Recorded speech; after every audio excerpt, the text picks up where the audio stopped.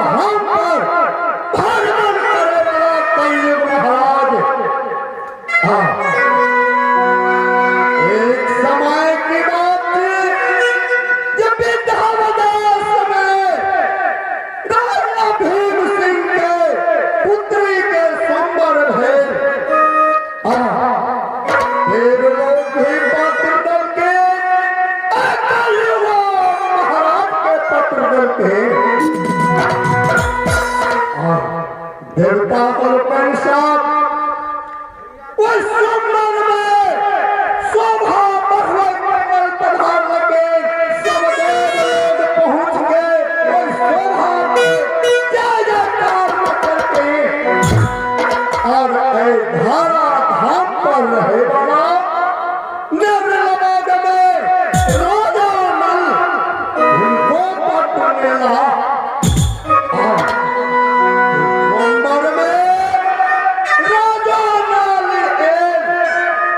लेकिन मन के मंदिर में सती दमयंती परम केने था नरलोक में रहे वाला राजा नल उनका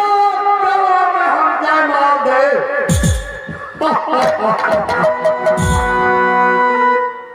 सुंदर में राजा नल के गला में जयमाल न देवा सती दमयंती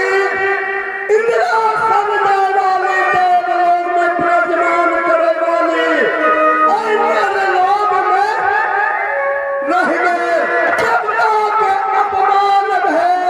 देवता रुष्ट भगे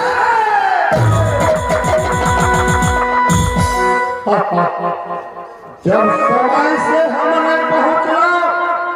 रास्ता में मिलल देवलोक और इंद्र भगवान के प्रणाम केला महाराज आपके देवलोक में रहे वाला कहल जाए कुंवर के हाथ की समाचार है अरे हमरा हंसी दूर रखा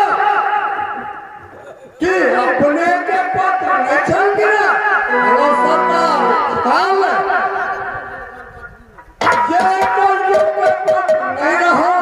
तू जग विनाश हो गया लेकिन समय से ने पहुंचना कहा जा लगाए अरे नरलोक में रहे बड़ा राजा नल के गला में जयमाल भगे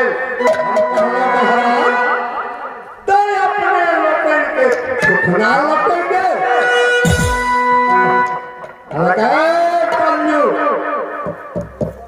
काला महाराज अगर अपने के अपमान है घोर अपराध के राजा भीमसिंह के पुत्री मौका दे दिया आदेश दे दिया कि हुनका धर्म के हम जांच ले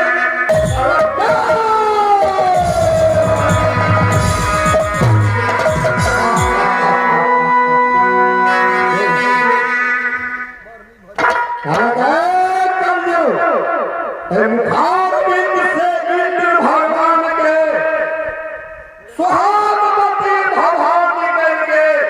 12 बरस के बीच में कुछ माया में फैला सके था हम कहा थे सरकार के आदेश लेकिन 12 बरस की 14वां बरस बीत रहा है दूगो बालक हो गए एक बच्चिया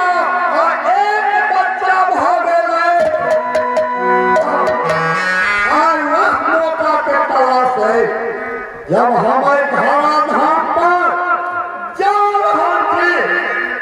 और सती दमयंती के और राजा नल के धर्म जाकर के लिए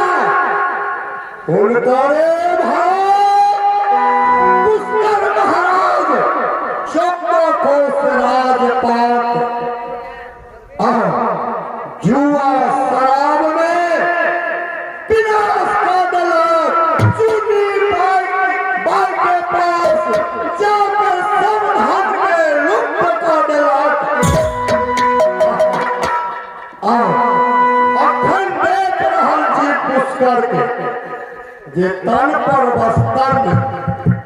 पेट में भोजन न उनकर बाल बच्चा और पत्नी की खात वही पर आफत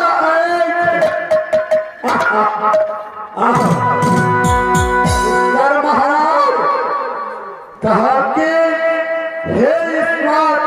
नगरे नगरे हम भीख दुख मांगे छी हमर चाल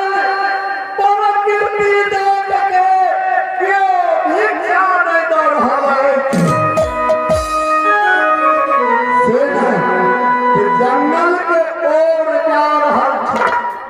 ए तन के बाग सीधे काट भक्षण पालक ए तन से हमरा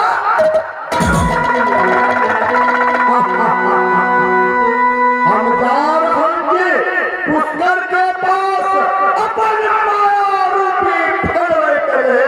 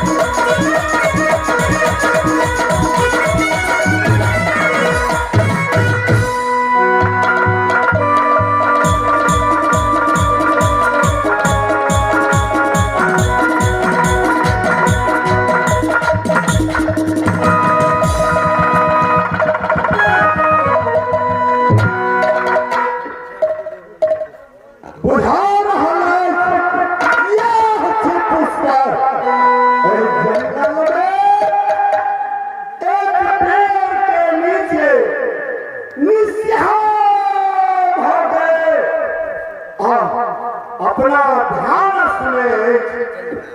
हम उनका ध्यान तो ढालते अपना मुखार बिंद से उठाई रहा है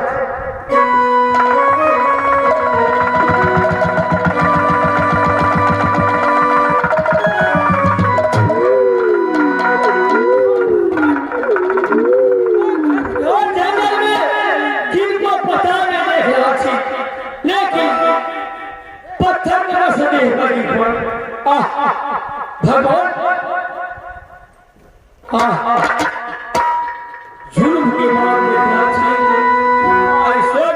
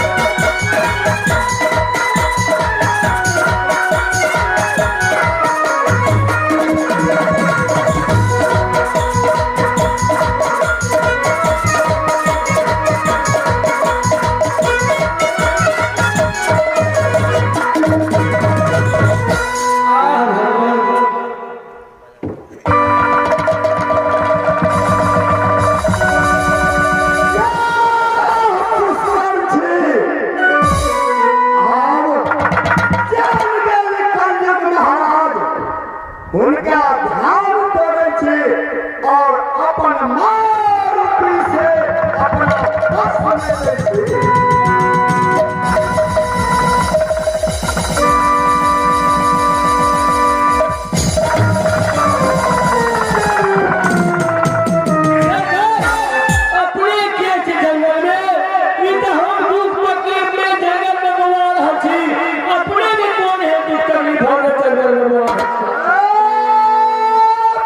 अरे नहीं चिन्ह हमरो मैं सरकार अपने चिन्ह तो सुन हम के रहे बड़ा हमरे नाम कन्नग महाराज अरे तोहरे दूध का पुरी में नहीं देखल बे है तो हम अपने के दर्शन दिलाओ सरकार बोलो बोलो बोलो सरकार अपने के की कहना है सरकार उसका अरे सुन ध्यान से कहिए महाराज अगर हमरा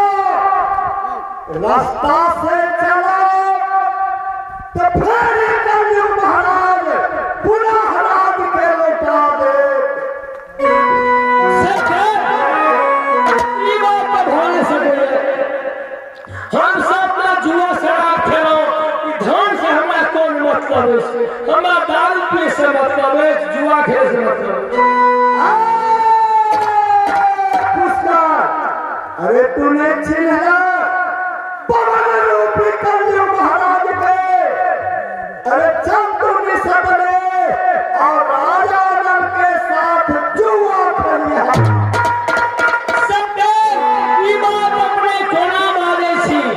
हमार भाई कटेरा देश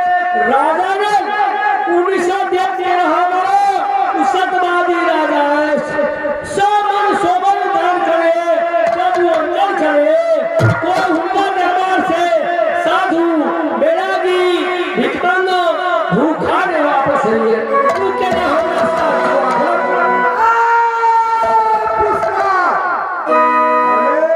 राजा का पराए कलयुग के सामने में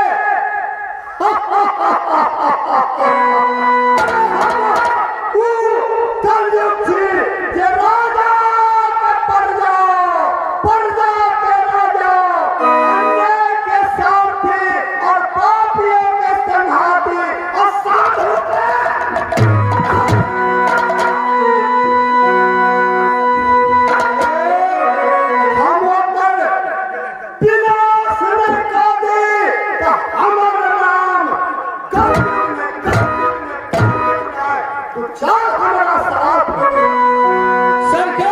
अपने जे कहवे